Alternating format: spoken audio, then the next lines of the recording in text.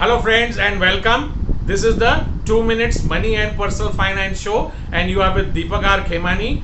In the past few days I have done multiple episodes on investing in gold, and yesterday a viewer asked, can I invest in gold in electronic form if I do not have a demat account?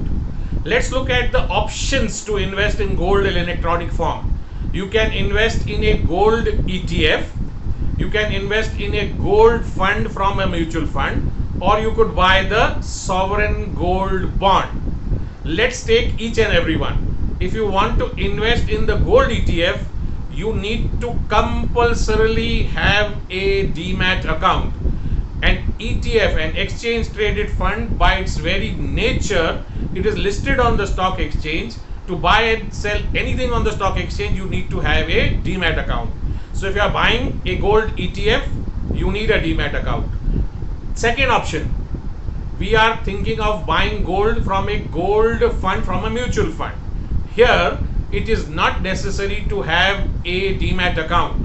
You can buy a gold fund from a mutual fund in the physical form. In other words, you will get an account statement. You do not need to have a demat account.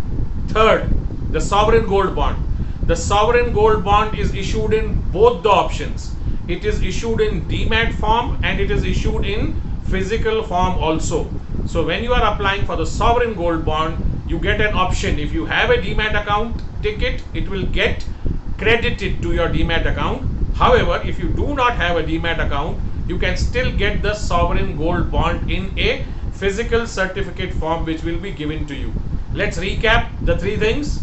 ETF, compulsorily demat account. Gold fund from a mutual fund, you can buy in demat or physical. Similarly, sovereign gold bond, you can buy in demat or physical, both. Take your choice.